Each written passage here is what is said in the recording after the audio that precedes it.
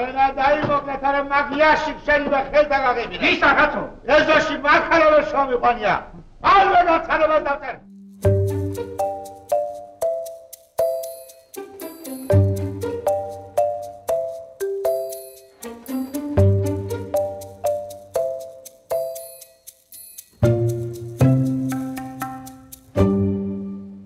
ქართულ თეატრში ზოგადად ძალიან მნიშვნელოვანი იყვნენ ის მსახიობები, რომლებიც თამაშობდნენ მთავარ როლების პარალელურად უფრო აქტიურად ეპიზოდებს ან ეგრეთ წოდებულ მეორე როლებს პიესებში.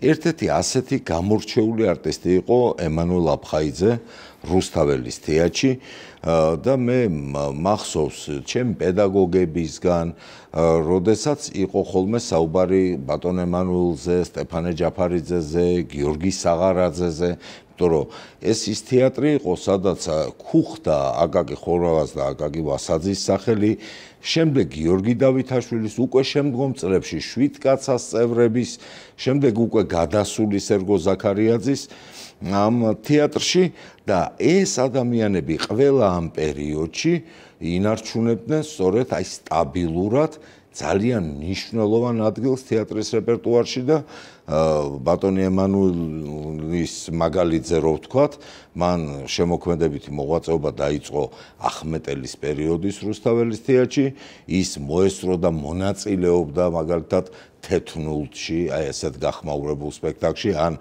არსენაში და ამავე დროს ის უკვე მონაწილეობდა 60-იან წლებში ერთ-ერთ ასევე ძალიან გახმაურებულ სპექტაკლში მეტეხის ჩრდილში, რომელიც დადგა გიგა ლორთქიფანიძემ. გადაეცი იმ შენ საქმესა.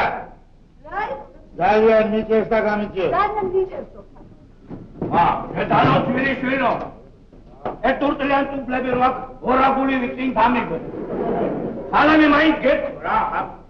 მე მკითხე სამიდელია, ამას მან ხანა უნდა. მართლა მეძღანე ხარ. მეძღანე. იცი რა გითხრა, მე ჩემი ხელობითა შვილები დამიზდია. შენ კიდე შენი საქმიანობითა ვინიცი ოჯახ დავყოფა.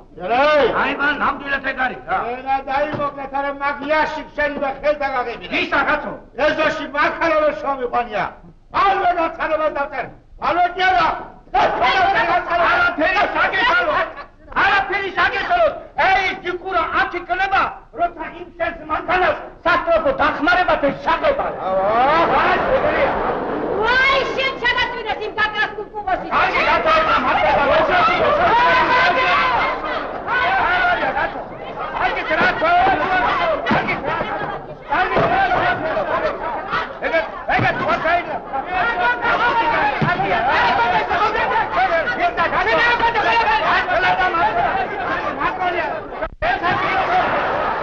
თაობათა ცვლა თეატრში და თუნდაც წამყვანი არტისტების ცვლა არ მოქმედებდა იმ სტატუსზე, რა სტატუსსაც ეს ადამიანი ინარჩუნებდა სტაბილურად, ის იყო სახალხო არტისტი, იყო ძალიან საყვარელი არტისტი და ამას ხელი შეუწყო არა მარტო თეატრში მის საქმიანობამ, არამედ საკონცერტო მოღვაწეობამ, რომელიც საკმაოდ მრავალფეროვანი იყო. ის კითხულობდა იუმორისტულ ფელეტონებს, კითხულობდა ლექსებს. მე მახსოვს, სხვათა შორის არის რადიო ფონდში ესეთი ფელეტონი კრიტიკოსებზე, თეატრალურ კრიტიკოსებზე. და ნუ ისეთი სასაცილოც არის და თან ცოტა სარკასტული და თან ცოტა სადღეისოც. მინდა გითხრათ, შეიძლება დღევანდელ თეატროლოგებს არც მოეწონოთ ზოგიერთი ისეთი პასაჟია აი ამ სატირაში და ამ კრიტიკაში. ეს ყველაფერი იყო მოწოდებული, რა თქმა უნდა, იუმორით.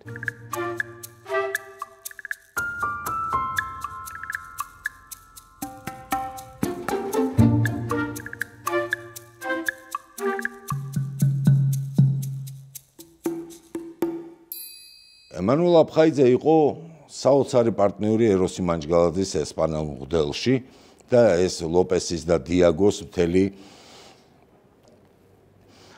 ეს ეპოპეა იუმორის არის სხვადასხვა ისტორიები, მაგალითად მოსკოვში როცა ჰქონდათ ესპანელი მღვდელის გასტროლი და ეროსის ვერ მიყავდა ფეხბურთის რეპორტაჟი, ამ დროს ის თამაში წააგეს 6-1 ჩვენებმა და პირდაპირ სცენაზე უთხრა 6-1 წავაგეთ ჩემო დიეგო ეროსიმ და იქ ქართველების რაღაც ნაწილი რომელიც იყო დარბაში თავისთავად მიხვდნენ რა 6-1-ზე იყო ლაპარაკი. უნდა მოვძებნოთ ისეთი მხარე, სადაც მძვირვარებს საფარი და ციებცხელები. ნეკრესის ქარი და ხუნაგი. მათაც კარგი რამ არის, მაგრამ ნეკრესის ქარს კი ვერ მოგიწონებ, აჭიანურებს. აი მგელო, 1000 შანგი რომ გებძანებინა. რა თქმა უნდა ვერას ვიტყოდიან და ყაბზობა ინგლისური ტანშეკულება მოხიერდება დედამიწა და დიაკვანი ცხალისით გალობს ერთო შეგიწა ვენაცვალე ასეთ ქვეყანას ორი ობობა როგორც ერთ-ერთ თამაშობდა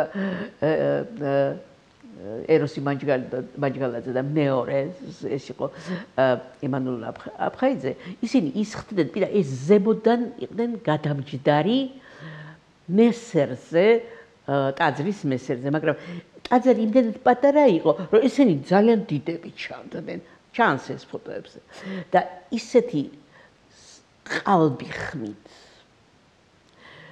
ლაპარაკობდნენ ღვთისმოსაობაზე და შესთხოვდნენ ღმერთს რომ იქნება როგორმე შავი ჭირი ან რაღაცა მძიმე დაავადება გაჩნდეს რომ ჩვენ ბევრი აღაპები შემოგვივიდეს რომ ის იყოს შემოძრწონებელი და შენდაუნებურად გახსენდებოდა ჯონათან სვიფტს აქვს ერთი მოთხრობა ობობას შესახებ რომელიც სულ ლაპარაკობს იმაზე რომ ის არის სკვაირი ის არის ძალიან კეთილშობილი ის არის ღვთისმოყვარული და არ უყვარს საშინელად ფუტკრები. იმიტომ სახლი არ აქვს და მთელი დღე დადიან. და მე აქ სასახლეში ვცხოვრობ. და აი ეს ორი ნამდვილი ობობას გამოსახულება იყო. საშინელად ყალბად მართალი ხმით. ეს ნამდვილი შედევრი იყო ემანუელ აფხაიძის და ცხადია რომ აი ეს ერთი როლიც რომ ეთამაშა თავისთავად ცხადია რომ იგი სამუდამოდ დარჩებოდა ქართული თეატრის ისტორიაში.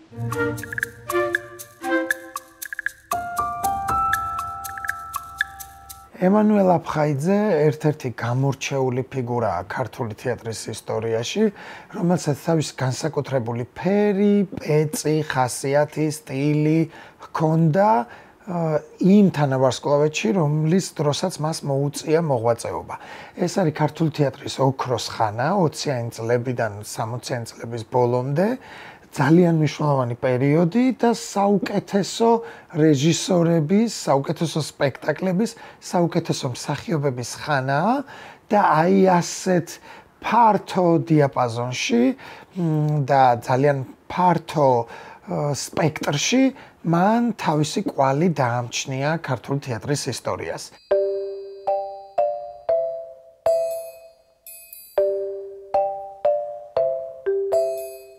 პირველი ვინც აი შეამჩნია რომ ეს იყო რაღაცა გამორჩეული სახასიათო ამპლუის არტისტი იყო კოტე მარჯანიშვილი რომელიც გამოიყვანა მოკარნახის ჯიხურიდან და უთხრა რომ აბა მიბრძანდით ახლა და ეპიზოდური როლი შეასრულეთ ეს იყო მე მგონი დეზერტირკა ესეც სპექტაკლი იყო და აი აქედან იწყება ემანუელ აფხაიძეს ჯერ ეპიზოდური და მერე ისეთი მნიშვნელოვანი როლები უკვე ახმეტელი ძალიან აქტიურად აკავებს მის რეპერტუარში და ბოლომდე სხვათა შორის აი ხორავა და ვასაძე უკვე აღარ იყვნენ თეატრში და აფხაიძე ისევ რეპერტუარში იყო და თამაშობდა და აი ერთ-ერთი გამორჩეული სახე უკვე მისი შემოქმედების ბოლო პერიოდში იყო ესპანელ მღვდელში ეროსისთან ერთად ეს იყო აი გენიალური დუეტი და ყველა განსაკუთრებულად გამოარჩევდა ეროსისა და მანუელ აფხაიძის აი ამ პაექრობას კინოში ბევრი ეპიზოდი აქვს ნათამაშები სხვადასხვა ფილმებში მაგრამ მაინც იყო უფრო თეატრის არტისტი და სხვათა შორის ძალიან ხშირად გამოდიოდა ესტრადაზე კითხულობდა ფელეტონებს რაღაცა თავისი დამახასიათებელი კილოკავი ჰქონდა მოძებნილი რომელიც რაღაცა აი თავისებური თხრობის მანერით გადმოსცემდა და დიდი პოპულარობით სარგებლობდნენ და ზოგადად ესეთი მსახიობის ყოფნა თეატრში განსაკუთრებულად მნიშვნელოვანი, იმიტომ რომ ანსამბლური თეატრია, ყველამ რაღაც თამასა უნდა აწიოს და მანუელ აფხაიძე როცა გამოდიოდა ეს იყო მეორე როლი მთავარი თუ ეპიზოდი, იქ ყოველთვის რაღაცა მნიშვნელოვანი ფერებით დაჯილდოებულ სახეს ქმნიდა ხოლმე და ამიტომ ქართული თეატრისთვის ეს მისი სახელი და გვარი ძალიან ისეთი ძვირფასი და ნიშანდობლივია.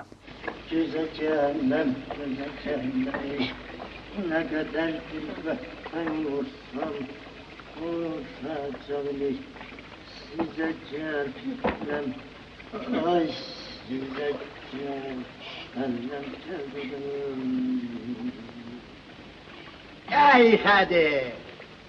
Asiyam pita mani. To'g'ri shilda mana. Davdeki. İşitagizelo. Rogoç mepesa güzeldi. Asiyam pita mani bolam sızmamani. სიმართლე რომ თქვა, ფეხებზე კოჟრები და კოჟოჟინები გამიჩნდა.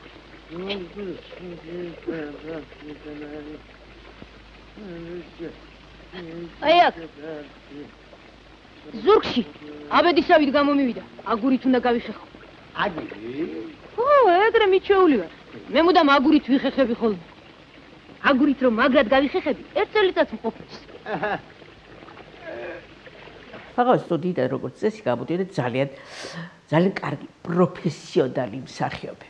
იმიტომ რომ იქ ასწავლიდნენ პროფესიას. თუ შენ ნიჭი ჰქონდა, ამას აუცილებლად ამჟამად ემანუელ აფხაიძეს ჰქონდა ბრწყინვალე ნიჭი. ბრწყინვალე ნიჭი კომიკური მსახიობის. გარდა ამ კომიკური მსახიობის ნიჭისა, მას ჰქონდა კარგი სამწერლობო ნიჭიც. იგი წერდა იუმორისტულ ლექსებს და როგორც ერთხელ თქვა ბერნარდ შოუმ, მე ისეთ სიმართლეები უნდა უთხრაო ხალხს, რომ ცოტა იუმორი არ გაურია, შეგ დაუცილებლად ჩამოვახჯობენო. როგორც ჩანს, ეს შეიძლება იცოდა ეს ფრაზაც, არ გამიკვირდება, იმიტომ რომ ეს ძალიან განათლებული ხალხი იყო, როგორც წესი, ფაღავადან გამოსული მსახიობები და ისიც ცდილობდა, რომ იუმორი გაერია ყველაფერში. თავმჯდომარის განკარგულება. ხერმის გამდის რეზოლუცია და შენ ვინ ბრძანდები ისეთ რომ ქართველს არ მაწევ. რაიკოვში გიცილო ბიჭადა, რაიკოვში. ამხანაგო ნუხმაურო. ქათმის ნერვებს ნუხი. ქართველის ნერვებს დაუფრთხილები ადამიანმა რა დააშავა ერთი მიწარი. აი, რამბავია. ამხანაგო თავმჯდომარე, თქვენს განკარგულებას არ ასრულებს. თავრობის დადგენილებას არ ემორჩილება. სანაშენო ფრინველს აბაზობს და გეგმას მისლის. იტილები გავატანეთ? დახო. სანაშენო ფრინველი გადატანეთ და ამხანაგო ისიდორა, საკვედური სამართლიანი. ამხანაგო გიორგი. შვიდობა აქავრობას და წიწილები ჭირვან გამისვიდა. ქართველს ისეული მელია შეეცდა და თუ გამიჩანა გადახლა, ყველაფერს ხوار გაითვალისწინებს კაცი. ირის დასახოსა და მელიების შესაქმნელად არ გძვით ჩვენ აქ სანაშენო ფრინველს. ველებარო ახლა ამას. მოიცი. მარინე, სანაშენო ფრინველი უნდა გავატანო. რომ ორფეხა მელიებში აჯამონ, არა? მაგის წინ უგეფიქრება. ახლა ახალი ფერმის გამგეყავს და თოფიანი გარაჯი. ჩვენ ქართველს ახლა მელიებში ვაჭმევ. ფილმებშიც, აი, ხო თითქოს არაფერი, ერთი პატარა ექსპედიტორის როლია ჭრიჭინაში და არის ძალიან სახიერი. აი, პატარა ეპიზოდში და საერთოდ ეპიზოდის თამაში მოგეხსენებათ როგორი რთულია, ამ ადამიანმა მოახერხა რომ დაგამახსოვრებინა თავი. აი, ასეთი პატარ-პატარა როლების მთელი კალეიდოსკოპია, როგორც ეკრანზე, ისე სცენაზე.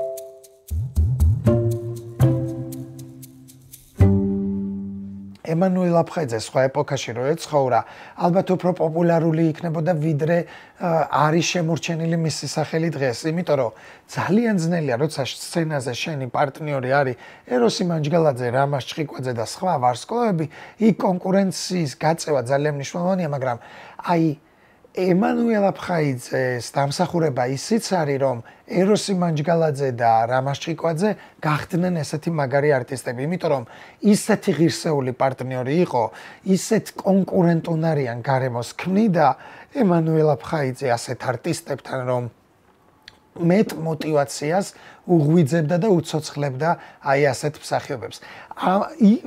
ემანუელ აფხაიძე თუ იდგა მეორე პლანზე ამა თუ იმ სპექტაკლში, ის იყო პირველი პლანის მსახიობის რანგში წარმოდგენილი თვითონაც. აი, შენი შემცვლელი. ახალგაზრდა ენერგიით აღსავსე. ეთყობა ცოცხალი გოგონა. უწინამძღვრე და გარბია საქმეში. რა ქვია გოგონი? ლამარა. ლამარა. კახი. კი. მოდი აქში. გიორგი, ეცეთ. დიახ. მინდა საიდუმლოდ გითხრა რომ მაშინ უკვე ჩაგკაკლე? კი. თუ ამპლიტუდას ანუ განვიხილავთ აი ისე რომ რა ტიპის, რა ჟანრის სპექტაკლებში უფრო იყო და რა თქმა უნდა კომედიურში იყო და კომიკოსი იყო, თუმცა იგივე დოდო ალექსიძის დადგმები რო განვიხილოთ, მას შეეძლო ეთამაშა საპატარძლო აფიშით გოლდონის კომედიაში და შეეძლო ეთამაშა ბახტრიონში. და ეს დიაპაზონი, მისი სამსახიობო დიაპაზონი იყო თვალშისაცემი და ყველა ის რეჟისორი, ვინც კი მუშაობდა აი ჩვენ ვახსენეთ მიხეილ თუმანიშვილის დადგმა, ვახსენეთ დოდო ალექსიძის დადგმა, ახმეტელის დადგმა, გიგა ლორთქიპანიძის და ანუ სხვადასხვა თაობის ხელოვანთა ნამუშევრები, ემანუელ აფხაიძე იყო ყველგან და ყველასთვის სასურველი არტისტი იყო და ეს იყო ძალიან მნიშვნელოვანი. ну კაცად, რომელი აქ ინჟინერი გასვანიც? აბატონო, აგერ მოდით.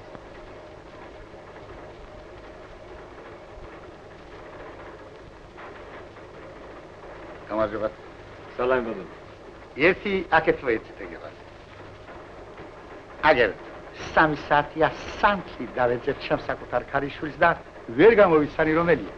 ყველა ერთმანეთს. აგერ ბატონო, თქვენი ქალიშვილი. აუ! შეხედე სადამძოლა ის კუდიანი ისა. ახლა ჯერ შავადი შეჭინგა. მანდა ვიყანო. მანდა ვიყალ თაიო ხალით შენი ამბარი. კი, მაგრამ რა ჯანაბა ხსა. ჩამოდი. აბა.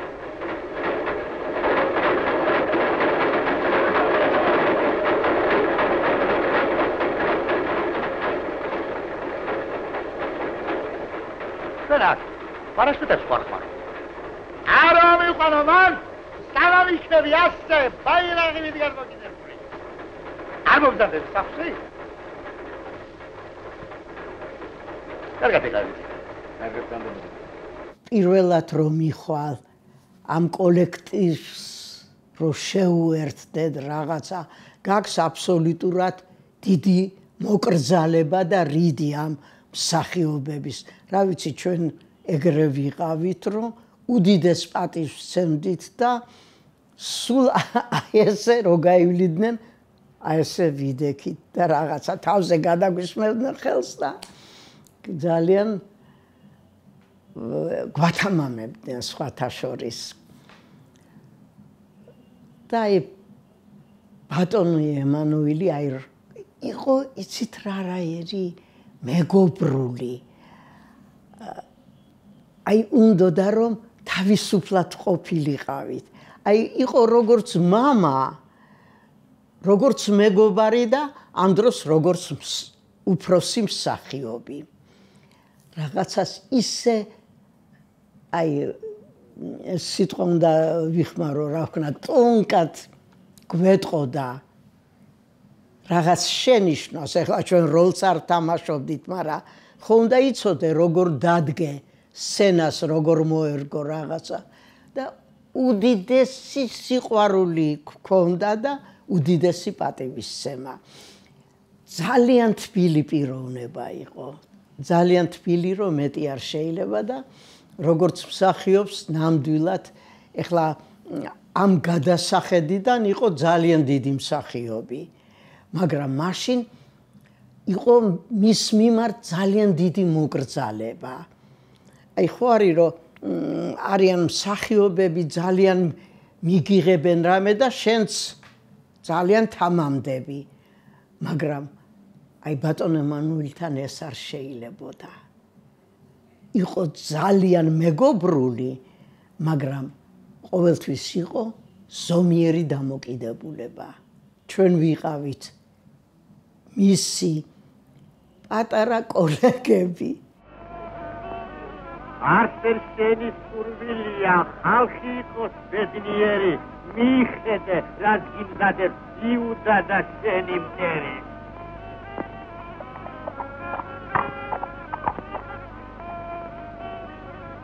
სადაც ნახავს შიშველს იტვილს, თავის წერაკს ჩააცდებს და სიდარს აღწევს ღარიბს აცებს მერტი როგორცა. ვირად დაუფასები ვარ. რო გამოდიოდა სცენაზე, ესე აი გეგონებოდათ, რომ აი ახლა შემოვიდა სახლში და ლაპარაკობს ისეთნაირად, იუმორი ჰქონდა, მე არ ვიცი რა დონის. ესე იგი, აი ეს იუმორი დარბაზში როგორ გადადიოდა, რომ ის რომ ლაპარაკობდა, მე მგონი ზოგჯერ სიტყვები არ ისმოდა, იმიტომ დარბაზი ახშობდა თავისი ემოციით, აი მის სიტყვებს, მოკლედ.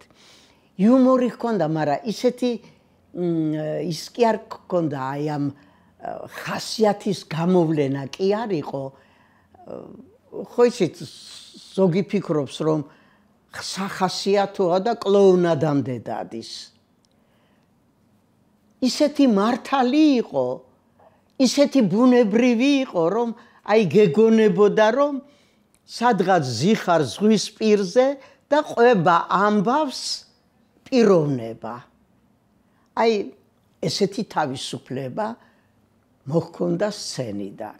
ემანუელ აფხაიძეზე წერდნენ როგორც სიცილის დიდო სტატზე, როგორც ჯანსაღი სიცილის ხელოვანზე და რაც მთავარია სცენური სიმართლის ოსტატზე.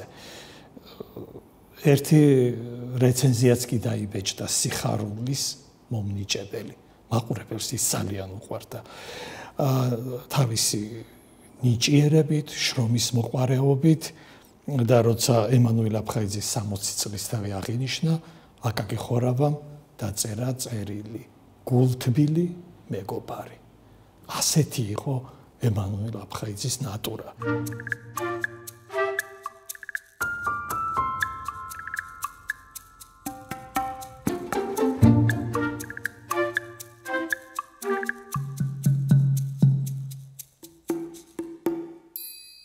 ემანუელ აფხაიძემ რთული გზა განვლო ჯიხურიდან რუსთაველის თეატრამდე. მან ცხოვრება შეიგრძნო და შეიმეცნა მთელი თავისი სიმწვავით, სიმძაფრით და რაც მთავარია, მან შეძლო ნანახისა და განცდილის მაღალ ხელოვნებად ქცევა.